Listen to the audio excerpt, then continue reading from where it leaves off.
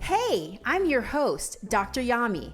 I'm a board-certified pediatrician, certified health and wellness coach, author, and speaker. I'm also a passionate promoter of the power of diet and lifestyle in preventing and reversing chronic disease and bringing joy and longevity into our lives. This podcast is focused on plant-based nutrition, habit formation, motivation, and mindset so that you can have the tools to live the best life possible. Are you ready to get started? Let's do this. When you're having dinner with me, we're having broccoli.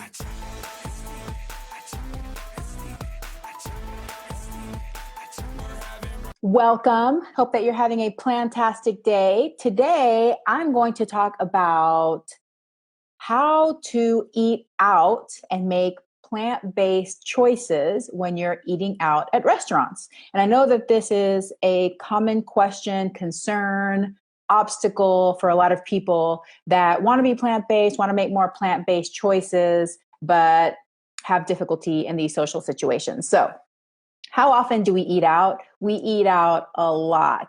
Americans eat out on average 4 to 6 times per week, and the average American family spends $3,000 per year eating out. Over a third of the US food dollar is spent on eating out services. So it's a lot. We spend a lot of our time either getting fast food or at sit-down restaurants, takeout. And right now, because of the COVID pandemic, it's mostly takeout. In some places, maybe restaurants are starting to open up, but mostly it is takeout. But it doesn't matter. Either way, we can make choices that align with our values and how we want to support our health. So the other thing about restaurant meals that's important to know is that they tend to be loaded with sodium. A lot of times they're fried and processed, probably because we think of restaurants as like, this is a special treat and I just want to indulge and have fun. And we know we like the high fat foods, they're delicious. So just what are the things to keep in mind when you're going out is to just approach your meal with mindfulness and with presence. So decide ahead of time, how do I want to feel before, during, and after this meal? And that will also help you with your decision making. So learning to eat at plant-based restaurants can be a bit of a steep learning curve, but once you get it, it's easy and stress-free. So I've been a plant-based eater, vegan for almost 10 years now, and there's only been one time that I've had an issue at a restaurant. It was actually towards the beginning of my journey, and I think it was just like this very tiny little restaurant in New Orleans, and like literally it was just like this little tiny dining area. It was really small. The chef was the owner of the restaurant, and for some reason he just did not have a good attitude and he was not willing to accommodate anything. But that's only one time that's ever happened to me in 10 years, and I eat out probably as much as the rest of you guys eat out. So I'm going to tell you how I do it and some tips and tricks that I've learned over the years. But I also want you to know that you can check out these really cool videos we've made on my YouTube channel, Veggie Doctor TV. The series is called How a Pediatrician Orders At. And I actually go to fast food restaurants like Taco Bell and Wendy's, also some restaurants that are fast casual like Panera. There's a bunch of videos in there, and I hope to make more in the future about how you can make choices, what choices you can make at some of these restaurants. So I promise it's easier than you think. But first of all, let's talk about mindset. So whenever you adopt a new way of eating, a new diet, and you're going to a restaurant, it may be a little bit intimidating. It may be awkward. You may be shy and embarrassed about it. So just know that you're going to have to learn to think outside of the box and step outside of your comfort zone. Now, if you know me, you know that I have a very bold personality. I don't get easily embarrassed about speaking out, speaking my mind, and asking for what I want. I was raised as an only child. So I'm used to getting what I want. So it's not usually a problem for me when I go to restaurants. But if you're not that kind of person, I understand. I know that not everybody can be like me, but just know it is going to have to be a little bit uncomfortable at the beginning until you get used to it. And that's okay. You just have to find the strategy that works for you, how you're going to be able to approach it so that you can honor yourself too. Don't let the fear of embarrassment, don't let the awkwardness come in the way of your goals. That's what I recommend as far as mindset. So just think about it beforehand, practice, and you'll get the hang of it. So let's talk about general strategies. So I have 8 general strategies that you can use when eating out. So the first one is online menus. So we are so lucky to live in 2020 when almost every single restaurant has an online menu. So it's super easy to just go to that restaurant's website or even go to Yelp, places like that. People will take pictures of the restaurant menu and you can browse it ahead of time when you're calm, when you don't feel under pressure from your friends or your family, and you can take a look at it and make some decisions ahead of time. The other thing you can do is call the restaurant ahead of time. So these are strategies that I use all the time. So if you find the menu, or if you can't find the menu, or if it happens to be like some super duper fancy restaurant and you just want to make sure that they can accommodate you and you don't get embarrassed, just call and ask. Try to call during a downtime at the restaurant. Usually like 2 to 3 p.m. is a good time to call restaurants because they are very busy during lunchtime and during dinner time. Okay.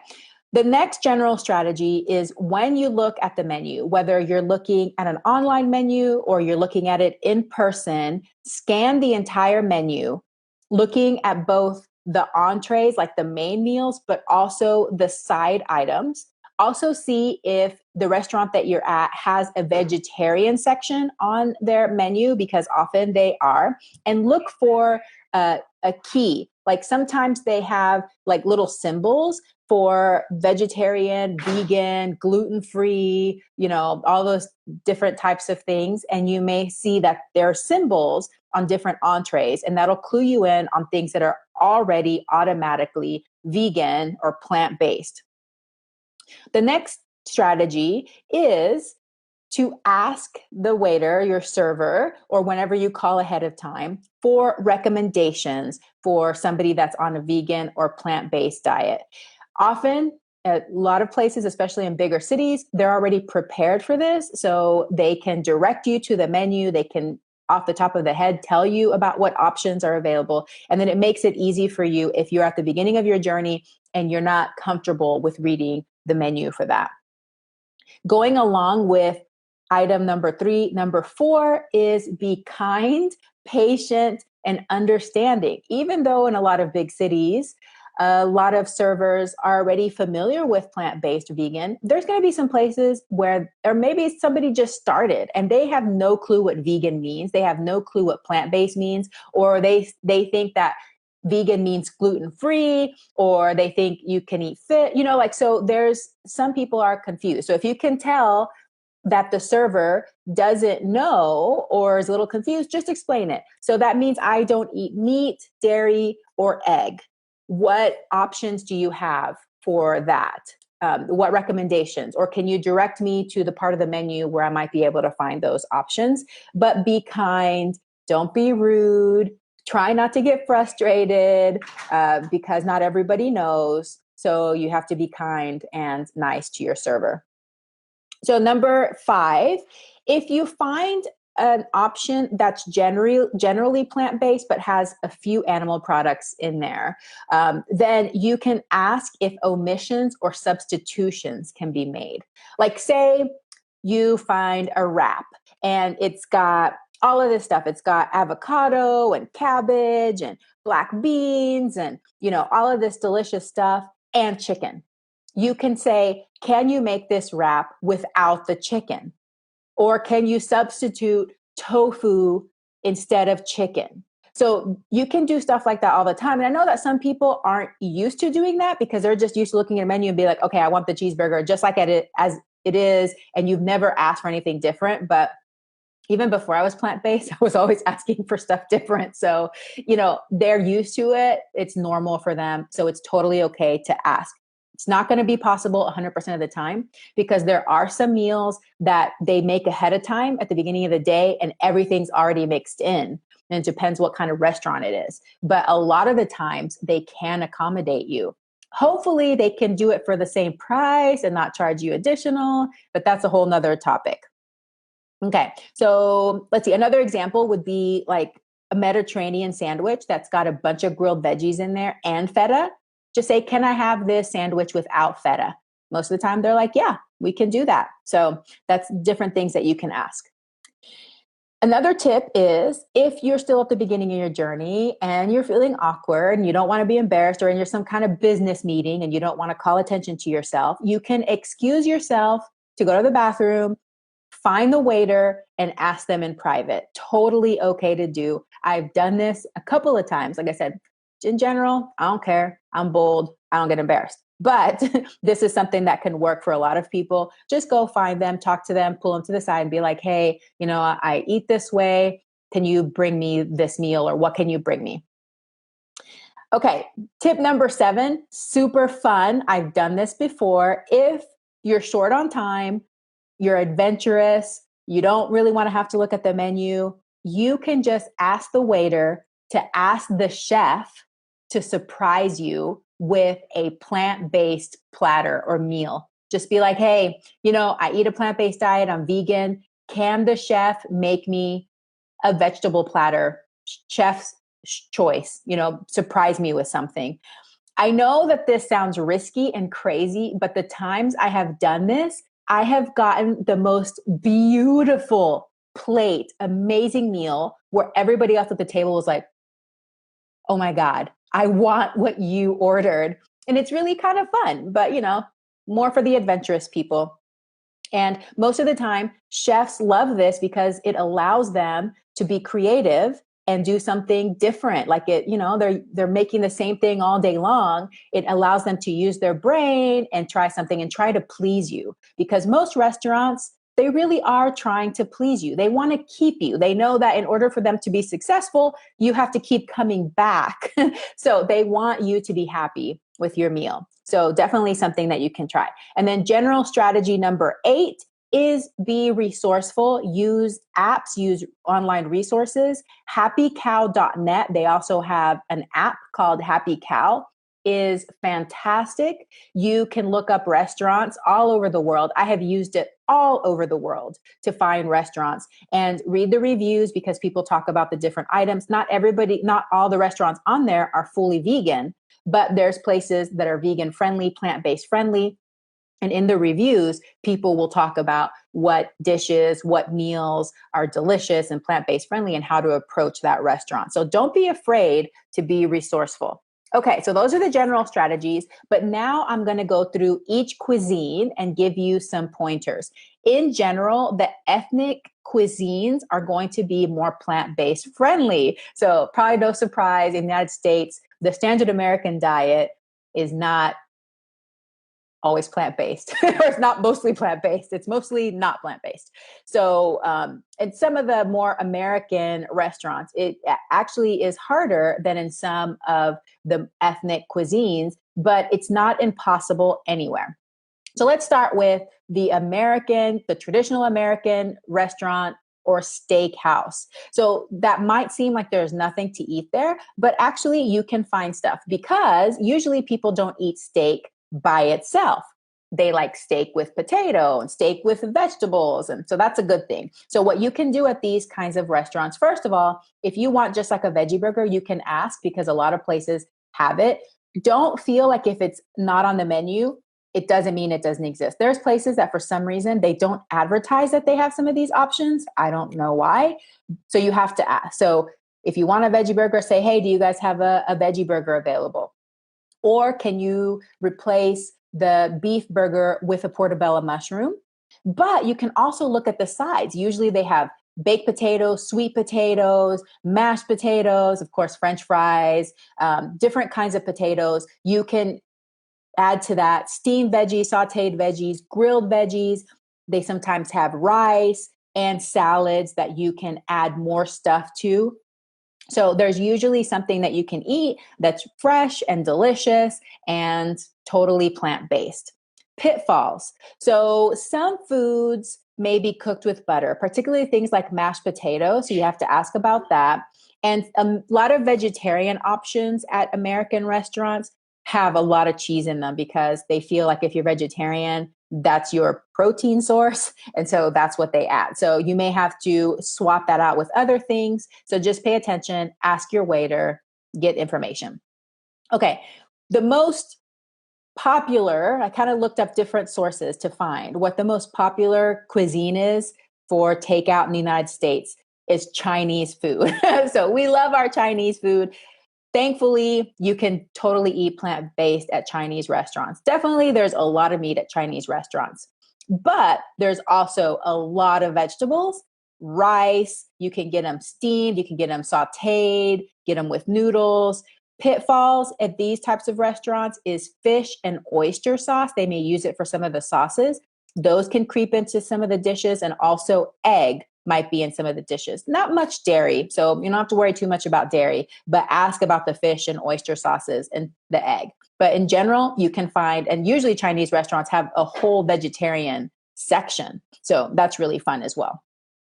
The next is Mexican. Yeah, everybody loves Mexican food. Definitely one of the top choices. Really simple to be plant-based at Mexican restaurants. I mean, just think about it. Refried beans, bean soup, black beans, veggie fajitas, veggie burritos, salsa guacamole and chips. I mean, we have got a fiesta going, okay? It's so easy to choose from. And usually at Mexican restaurants, especially if it's a larger one, there's also a vegetarian section that helps you narrow down the choices, but you usually have to omit different types of cheeses.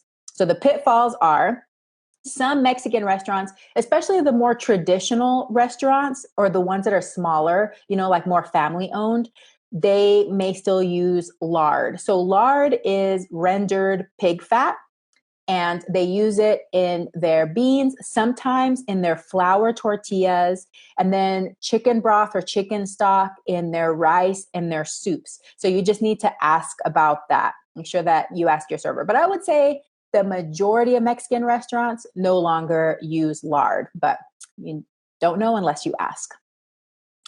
Italiano. So Italian restaurants, you can definitely get a marinara pasta or a pasta primavera with a marinara sauce. And I usually ask for a, quote, ridiculous amount of veggies so that they know that I want a lot of veggies in there. And usually I'm very satisfied with that. You can also get a bruschetta, omit the cheese, eggplants and mushrooms, usually in Italian restaurants, minestrone soup. Not all minestrone soup is vegan, so you need to look at the menu or ask your waiter. There's some restaurants that they, for whatever reason, slip in meat, okay? I get sad when I see that because I love minestrone soup because it has beans in it. It's so good. So you need to look or ask. So the pitfalls for Italian restaurants, it's going to be the cheese, especially the Americanized Italian restaurants. There's cheese in everything. So you need to omit or substitute or do something like that. So very related is the pizza. Pizza is a very popular food in the United States. Pizza is ubiquitous. We have it all the time. Thankfully, there's more and more vegan options, but it's not that difficult to make a plant-based pizza.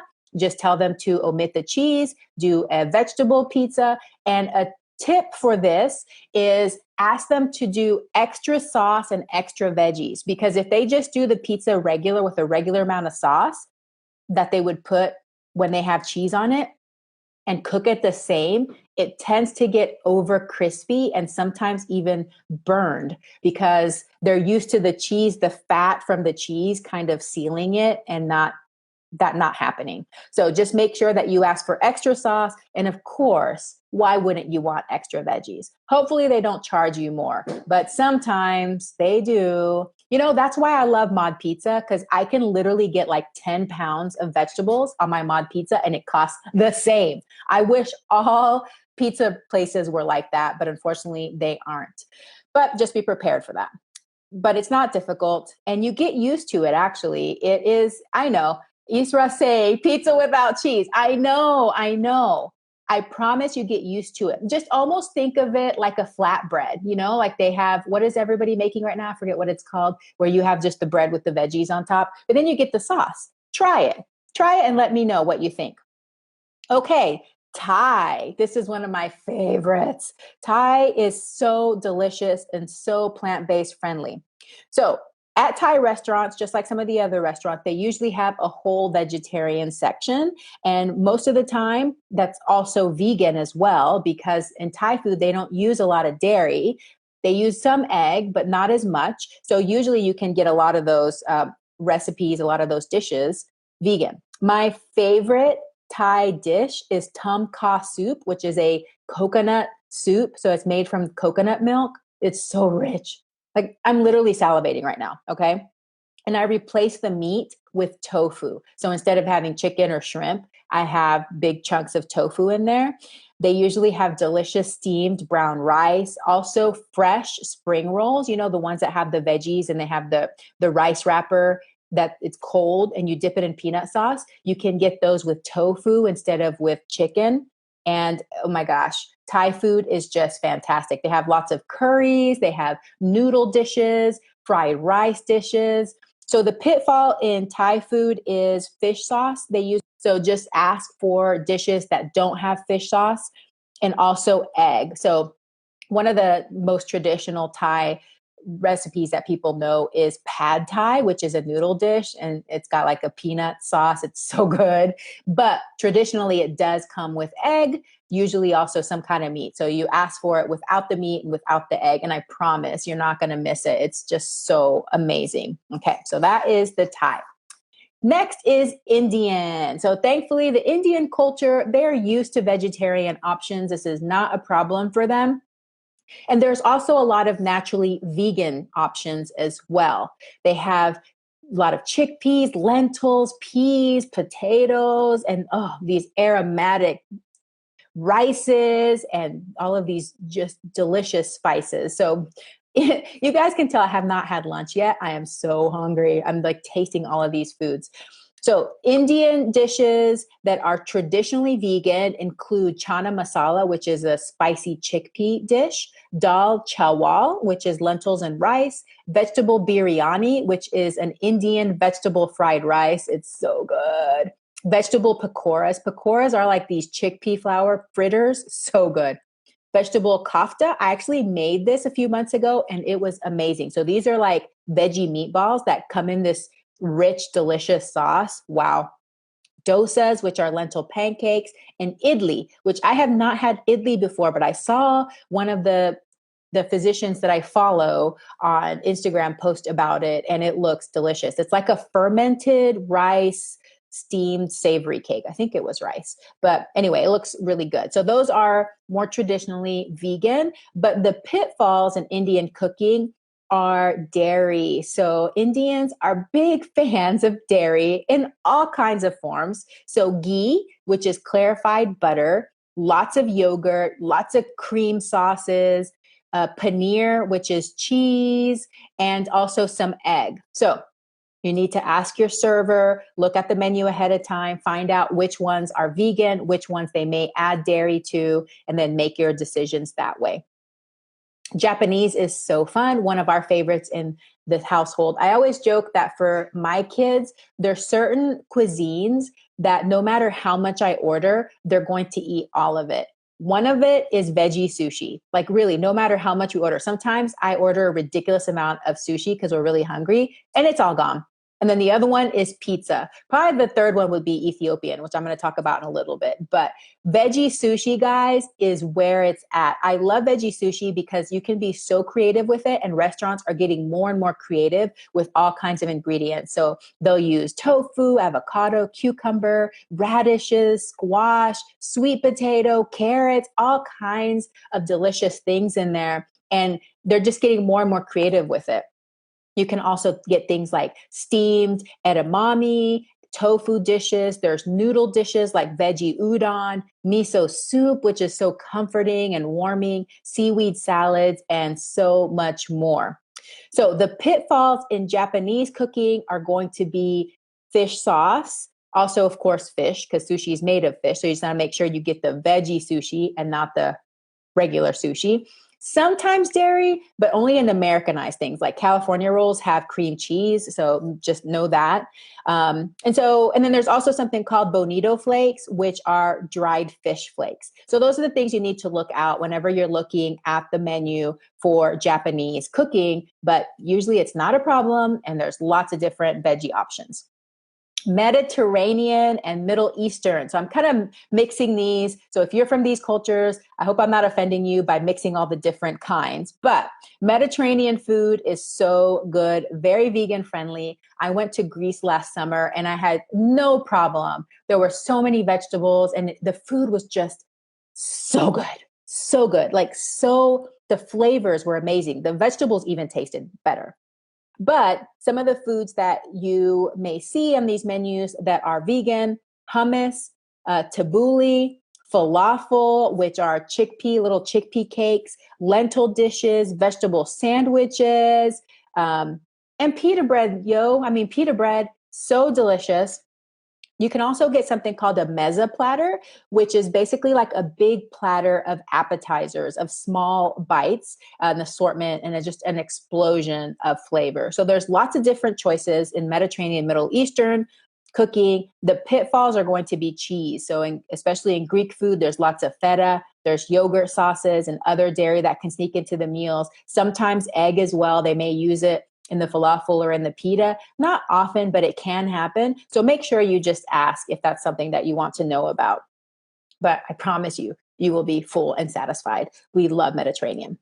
Ethiopian food, definitely one of my very favorites. It's so vegan friendly because of religious traditions in the country. So almost every Ethiopian food that you go to, every Ethiopian restaurant that you go to, there will be a whole vegetarian menu that is vegan. Okay. So have a blast. They usually bring things out in like a big platter. And in that platter, there's something called injera, which is a sourdough pancake made from teff. So it traditionally doesn't have gluten, although sometimes in the American Ethiopian restaurants, they may have a little gluten in there. So it's like a fermented teff flour pancake that's spongy. They line it at the bottom of the platter, and then they put the little individual recipes, the little dishes on there. So it's like really big, goes in the middle of your table. And then each person eating gets like rolls of that injera. And then you use that injera to pick up the foods. Like that injera, that sourdough pancake becomes like your fork because you eat with your hands. So good. So good. The meals are usually pretty saucy and stewy, and it's just really delicious. So a lot of the dishes have cabbage, kale, collard greens, potatoes, carrots, lentils, and chickpeas. And some of the names of some of the dishes are atakilat wat, which is potatoes, carrots, and cabbage; misir wat, which is a red lentil stew, which is one of my favorites; gomen, which is stewed collard greens. So amazing. Like I could just eat that in injera. And kik alicha, which is split pea stew. But basically, if you've never been to Ethiopian, you should definitely try it and just ask your server, say, I'm plant-based, no animal products, no dairy, and they will make you a platter from heaven. You will be so happy. So the pitfalls in Ethiopian cooking are some egg and some dairy that might show up, but just ask your server and you'll be good. So that is it. Those are all the cuisines and your tips for eating at restaurants. Plant-based. It's not as hard as you think. It gets easier with practice. Just stick with your values. Think about it ahead of time, plan it out, check the menu online, call the restaurant, and then start practicing. So thank you guys all for joining. I hope that you got something out of this and that helps you feel a little bit more comfortable when you are eating out or ordering your takeout. Thank you and have a plantastic day. I hope that you enjoyed today's episode. Thank you for tuning in, and I look forward to having you back again next week. A very special thank you to the band Rocket Surgeons for permission to use the Broccoli song. To find out more about the Rocket Surgeons, please visit their website at rocketsurgeonsband.com or Facebook at Rocket Surgeons Music. Please subscribe so that you never miss an episode. Also, all of my social media links can be found in the podcast description. Send me a message and let me know what you think of today's podcast. Sharing is caring. Please share, rate, and review my podcast, and drop me a line if you have ideas for future episodes. Thank you once again, and have a plantastic day. We're having broccoli.